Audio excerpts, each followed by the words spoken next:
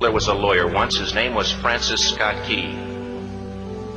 He penned a song that I'm sure you're aware of. You've seen it. It's in most hymnals throughout our churches. It's called the National Anthem. It is our song as an American.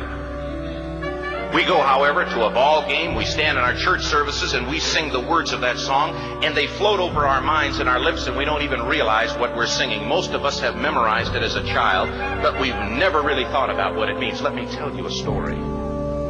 Francis Scott Key was a lawyer in Baltimore. The colonies were engaged in vicious conflict with the mother country, Britain. Because of this conflict and the protractedness of it, they had accumulated prisoners on both sides. The American colonies had prisoners and the British had prisoners. And the American government initiated a move. They went to the British and they said, let us negotiate for the release of these prisoners.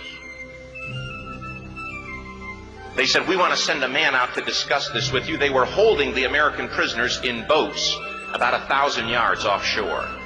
And they said, we want to send a man by the name of Francis Scott Key. He will come out and negotiate to see if we can make a mutual exchange. On the appointed day, in a rowboat, he went out to this boat and he negotiated with the British officials. And they reached a conclusion that men could be exchanged on a one-for-one basis. Francis Scott Key, jubilant with the fact that he'd been successful, went down below in the boats, and what he found was a cargo hold full of humanity, men. And he said, men, I've got news for you tonight. You're free. He said, tonight I have negotiated successfully your return to the colonies. He said, you'll be taken out of this boat, out of this filth, out of your chains. As he went back up on board to arrange for their passage to the shore, the admiral came and he said, we have a slight problem. He said, we will still honor our commitment to release these men, but it'll be merely academic after tonight. It won't matter. And Francis Scott Key said, what do you mean? He said, well, Mr. Key, he said, tonight we have laid an ultimatum upon the colonies. Your people will either capitulate and lay down the colors of that flag that you think so much of, or you see that fort right over there, Fort Henry? He said, we're going to remove it from the face of the earth. He said, how are you going to do that? He said, if you will, scan the horizon of the sea. And as he looked, he could see hundreds of little dots. And he said, that's the entire British war fleet. He said, all of the gunpowder, all of the armament is being called upon to demolish that fort. It will be here within striking distance in a matter of about 2.5 hours. He said, the war is over. These men would be free anyway. He said, you can't shell that fort. He said, that's a large fort. He said, it's full of women and children. He says, it's predominantly not a military fort. He said, don't worry about it. They said, we've left them a way out. And he said, what's that? He said, do you see that flag way up on the rampart? He said, we have told them that if they will lower that flag, the shelling will stop immediately. And we'll know that they've surrendered, and you'll now be under British rule. Francis Scott Key went down below and told the men what was about to happen. And they said, how many ships? He said, hundreds. The ships got closer. Francis Scott Key went back up on top and he said, men, I'll shout down to you what's going on as we watch. As twilight began to fall, and as the haze hung over the ocean as it does at sunset, suddenly the British war fleet unleashed. He says the sound was deafening. There were so many guns that there were no reliefs. He said it was absolutely impossible to talk or hear. He said suddenly the sky, although dark, was suddenly lit. And he says from down below, all he could hear the men, the prisoners, saying was, tell us where the flag is. What have they done with the flag?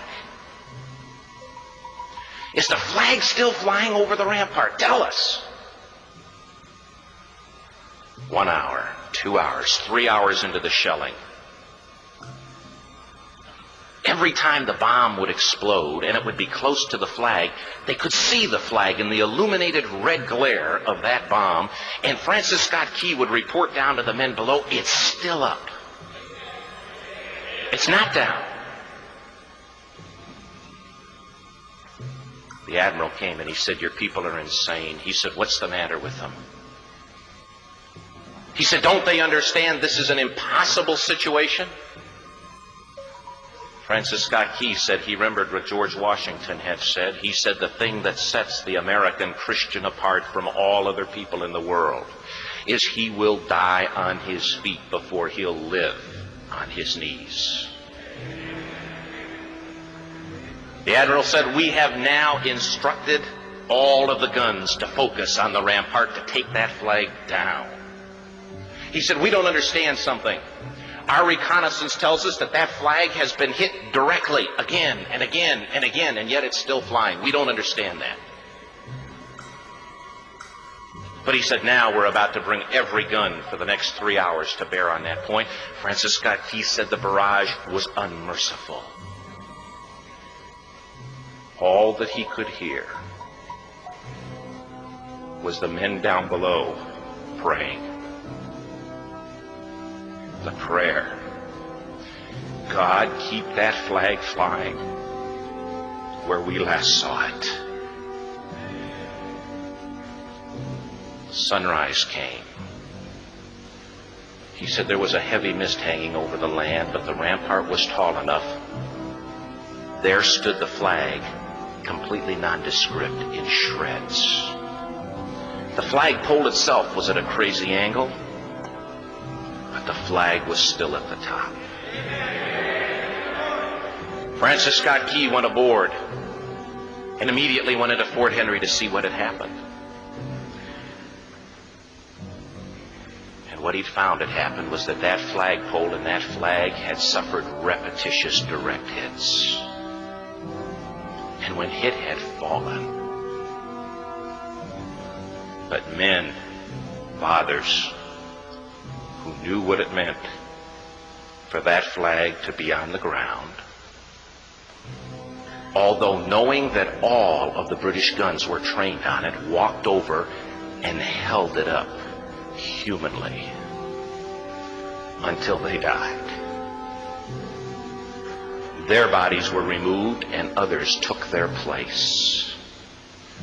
Francis Scott Key said what held that flagpole in place at that unusual angle were patriots' bodies.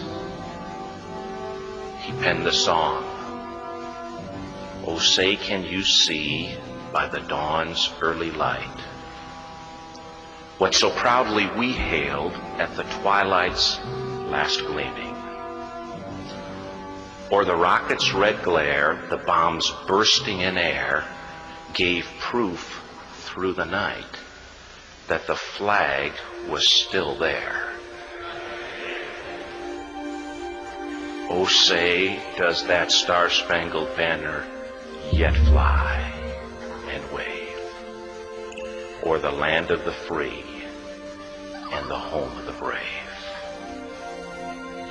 The debt was demanded.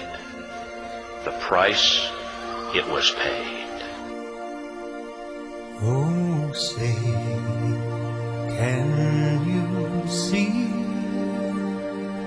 by the dawn's early light what so proudly we hailed at the twilight's last gleaming, whose broad stripes and bright stars through the perilous fight o'er the ramparts we watched were so gallantly